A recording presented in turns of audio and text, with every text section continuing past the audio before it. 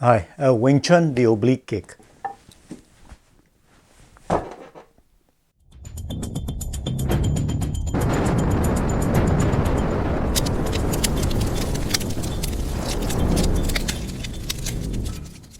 Hi, welcome to another session of Wing Chun Kun.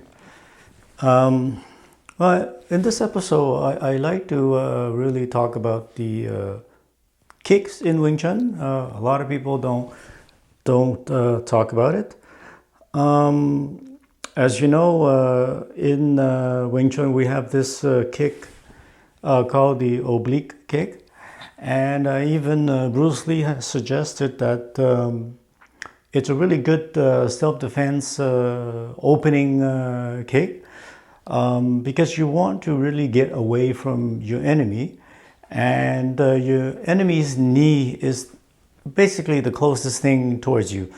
And since this is more of a self-defense martial arts, if you can't fight somebody and they're way bigger than you are, just kick them in the knee and then run the opposite way. So it is so deadly that they even try to ban it in UFC because people that got kicked in that way with this Wing Chun oblique kick, they got to get surgery on their knee because it really screws up your knee for a very long time. So we practice that a lot, but Wing Chun being a non-violent martial arts, a lot of our seafood tells us not to use this on other people, as well as elbow strikes. We practice the elbow strikes, but we don't use it in. We practice the elbow strikes on our own with nobody, and we also practice the kick maybe only on the dummy, but we rarely actually put it into actual sparring practice. But if you are confronted with somebody way bigger than you are, this can come in handy. Okay, so I have a dummy which I'll show you later, and we're going to dissect this kick a little bit further on. For now, you can use a corner of a furniture leg. You can use the edge of a door frame, or you can use edge of a door. We're not going to kick hard. We're just going to place our foot on it just so that I can show you. So you get into your Wing Chun stance, and you can kick like 2 kicks each time. So it's this, which you do a low bong and a wu sao here, and then one kick like this with your foot twisted this way and kick like this. So we're not really kicking the table, we're just placing the foot on it for now. This for now is just more balancing than anything, so that you learn to balance. So we would do this 10 times. This would be one time. Each 2 kicks would be considered one time. So here we go. When you kick this way, you want to either be doing this with your tan sao, or both hands forward, or you can use a quan if you want. But the next one is going to be a low bong and a wu sao here, or a pak sao here. So this is 1, 2, 3, 4, 5, 6, 7, 8, 9, 10. You're kicking with your weight, and you want to rest the weight of your body onto the kick, onto your foot. It's like you're stepping on the person's knee when you kick. Okay, so you're really, you're not kicking in like that kind of kick. You're actually kicking and stepping. You're kicking and stepping your weight onto that kick, And I'm going to try to illustrate the more finer details of this kick. So here's the leg of the table. When you kick here, you want to kick and then rest your weight into the foot like this. You're actually like you're walking onto that knee. You want to kick just above the knee so that you can get a good hold of the knee. You want to kick just above the knee. You want to get a good hold of the knee like this so you don't slip off. And then when you kick, you're putting your weight into the knee, into the thigh and into the knee. So you're kicking this way downwards. You contact here and you're kicking and you're applying pressure downwards. Now I could be bending this knee as I'm kicking. I could be bending this knee as I'm kicking down into it. And now I'm putting my weight down like this.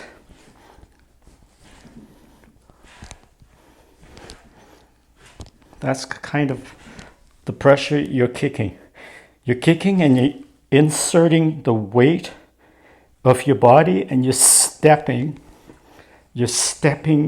into that knee and you're pushing it downwards. That's this way, and then the other way is the same thing. You're kicking like this. You want it to land right in between your leg, and you're kicking it and you're stepping the weight in to that knee downwards.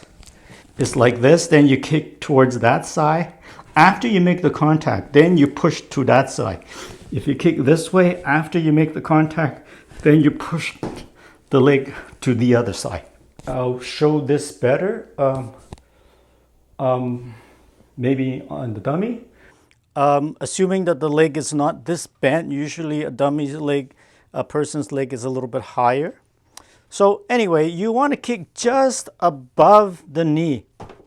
You want to kick here and you want to push that knee this way if your foot is bent this way so that they will fall.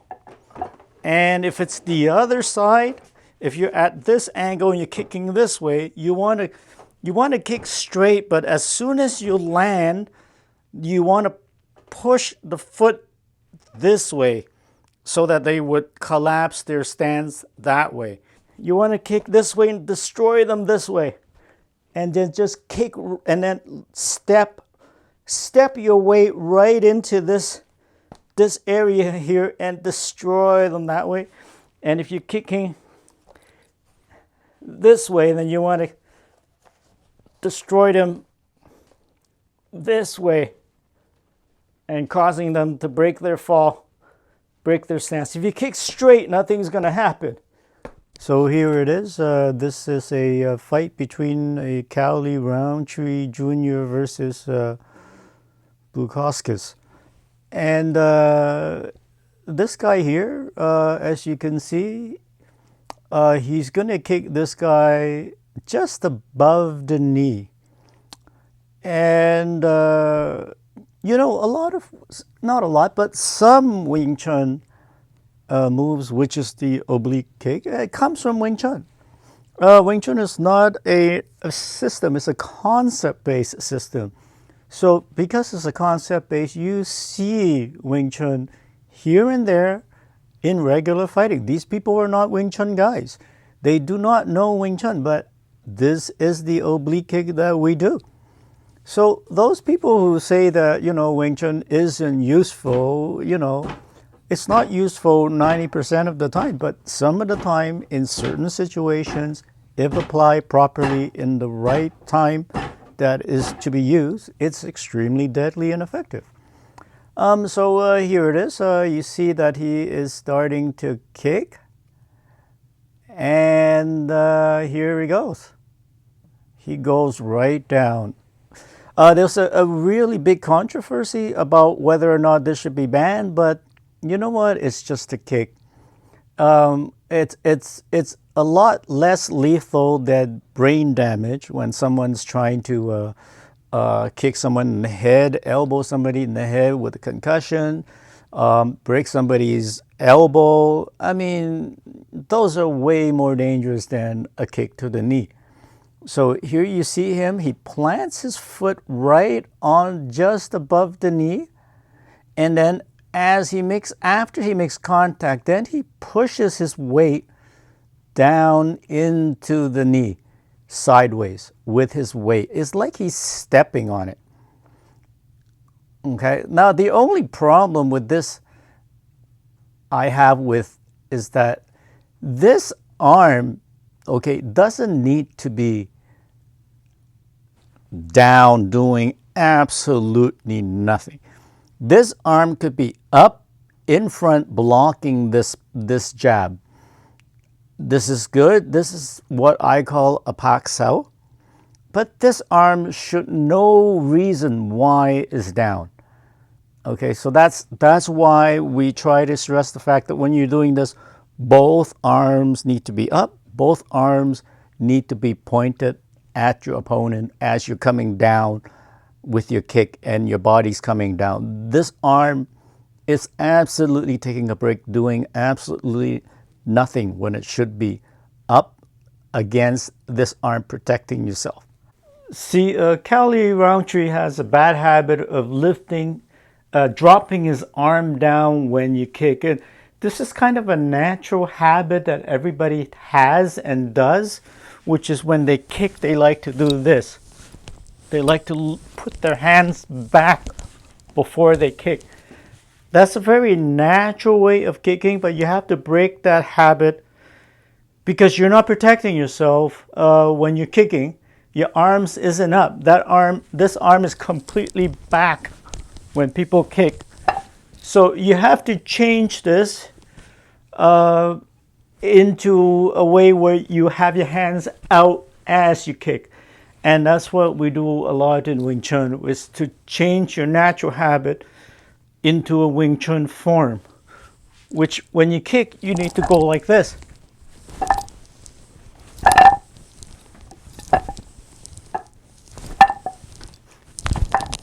Or you could even be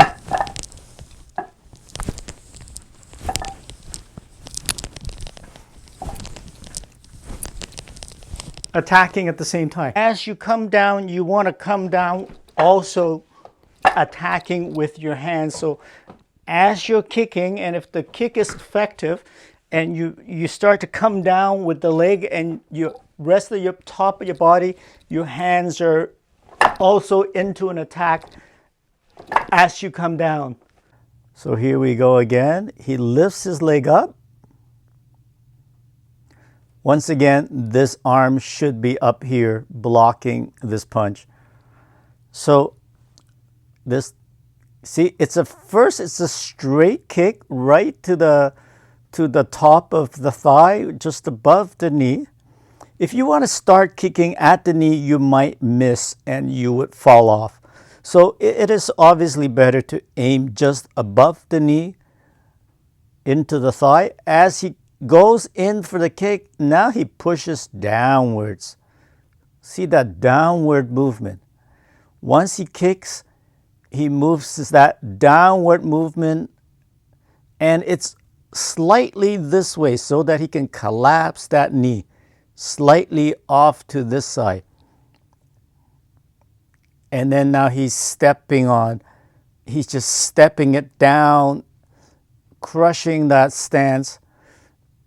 See, if this arm was out, he would be blocking this punch or punching him at the same time, as well as breaking his knee in this one movement. That arm here should not be sitting, sleeping in the back for no reason. Here's another view here. He lifts the leg up and he's trying to give him a punch here on this side. So that leg is always going to be there when somebody tries to punch you. That knee is always there. We're here to attack with the weaker part of the body, not the stronger part. So we really don't care about that punch We don't want to attack that punch because that's the powerful punch. We want to attack what is weak and what is powering that punch, which is that lead leg. And here he steps on that knee and pushes downwards. See how his leg goes, steps and then pushes down. Next thing you know, the guy needs new knee surgery. And it's not easy to do, but this is really good in a self-defense way. Even if you're not a professional fighter, you kick him in the knee and you run the other side. Even if you don't do this move well, at least the guy has a really painful Charlie horse pain coming from his thigh, and that allows you to get away and run. At that moment in time, he can't really chase you well because his knee is in pain. Even if he doesn't fall and you don't break his knee, at least his knee is in pain. And at that moment in time, he can't chase you and you can easily run away. Here's a top view. He kicks, he steps downwards.